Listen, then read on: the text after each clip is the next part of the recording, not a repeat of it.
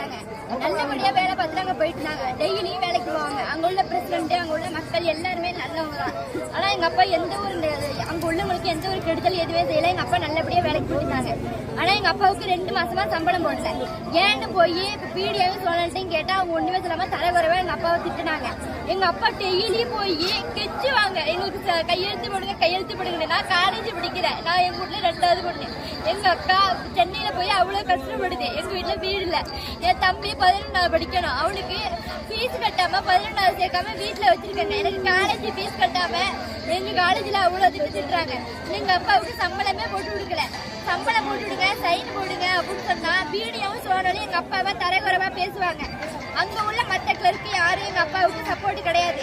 மணிமண்டல clerk வந்து எங்க அப்பாவுக்கு போன் அடிச்சு நீங்க ஒழுங்கா வேலை பார்க்கல, உங்களுக்கு சம்பளம் போட்டு கொடுக்க முடியாது அப்படின்னு அப்பாவை எங்க வீட்டுல இருக்கும்போது எங்க அப்பா திட்டுவாரு.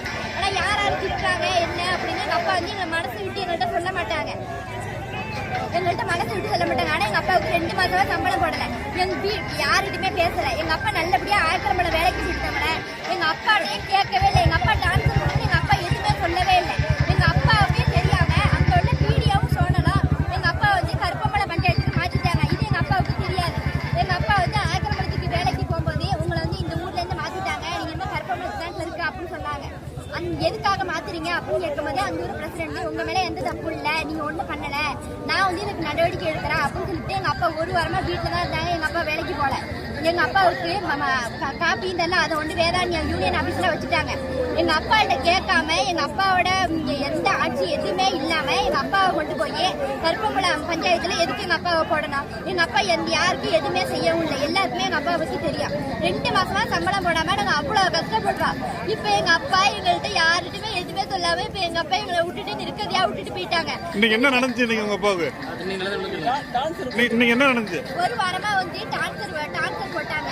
நீங்க கருப்பம்பலத்துல நீங்க வந்து ஆக்கிரமணத்துக்கு வரக்கூடாது அப்படின்னு சொல்லிட்டாங்க. எதுக்காக என்ன மாத்திரீங்க, நான் என்ன பண்ணேன் என்னன்னு கேட்கும் போது அவங்க எதுவுமே சொல்லல. கருப்பம்பலத்துல உள்ள கிளர்க்கு போன் அடிச்சு நீங்க வந்து ஆக்கிரமணத்துக்கு போக கூடாது, கருப்பம்பலத்துக்கு தான் வரணும் அப்படின்னு சொன்னாங்க. எங்க அப்பா போய் அவங்கள்ட்ட எந்த கணக்கு வழக்கு எதுவுமே ஒப்படைக்கல. என்ன எதுக்காக நீங்க கருப்பம்பலத்துக்கு மாத்தினீங்கன்னு என்கிட்ட நீங்க சொன்னீங்க, நான் அதுக்கான தீர்வை நான் தெரிஞ்சுக்கிட்டு நான் கருப்பம்பலத்துக்கு கிளர்க்கா போறேன் அப்படின்னு சொன்னாங்க. ஆனா எங்க அப்பாவுக்கு யாரையும் சொல்லல. எனக்கு என்ன நடந்துச்சு? எங்க அப்பா எங்க அப்பா 1 வாரமா வேலைக்கு போல வீட்டுலதான் இருந்தாங்க.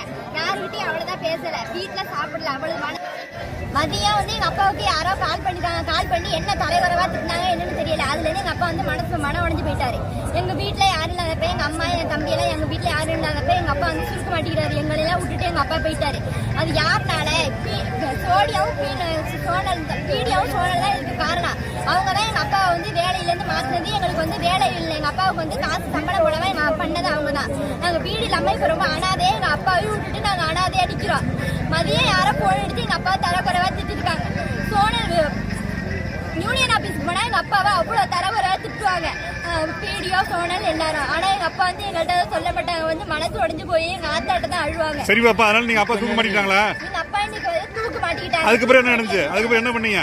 அதுக்கப்புறம் தூக்கு மாட்டி இறந்துட்டாங்க. அதுக்கப்புறம் வந்து எல்லா ஒரு கிளர்க்கும் வந்தாங்க. கிளர்க்கு வந்து எல்லாரும் ஊர் மக்கள் எல்லாரும் வந்து பேசினாங்க. அவரு நீங்க வந்து அவங்க விட்டு பெரிய பொண்ணுக்கு, எங்க அக்கா வந்து சென்னையில இருக்கு, அவர்கிட்ட பெரிய பொண்ணுக்கு வந்து இந்த வேலையை நீங்க போட்டு கொடுக்கணும். அவருக்கு வந்து எதுக்காக நின்று சம்பளம் போடல, எங்களுக்கு வந்து இதுக்கான தகுந்த சன்மானம் வேணும் அப்படின்னு சொன்னாங்க. அது எங்களால செய்ய முடியாது, பீடியா வந்து திருவாரூர்ல இருக்காரு, நீங்க பண்ணதா பண்ணியுங்க அப்படின்னு சொல்லிட்டு அவங்க எல்லாரும் கிளம்பி போயிட்டாங்க. இப்ப என்ன பண்றீங்க? இப்ப எங்க இருக்கீங்க, என்ன பண்றீங்க? எங்க அப்பாவுக்காக நாங்க வந்து போராட்டம் பண்றோம். எங்க அப்பாவுக்கு வந்து ஒழுங்கான நீதி வந்து கிடைக்கணும். அதுக்காக என்ன பண்றீங்க? எங்க அப்பா எங்க அப்பா இறந்து போனவங்களை கொண்டாந்து நாங்க ஈராவாய்க்கல்ல நடு ரோட்ல போட்டுட்டு எல்லாரும் வந்து ஊர் பொதுமக்கள் குடும்பத்துல உள்ள எல்லாரும் நாங்க வந்து போராட்டம் பண்ணிட்டு இருக்கோம். அந்த சோனலை பீடியாவை கைது பண்ணுங்க, எங்க அப்பாவுக்கு சரியான நீதி கிடைக்கணும். அது வரைக்கும் நாங்க போராடிட்டே இருப்போம்.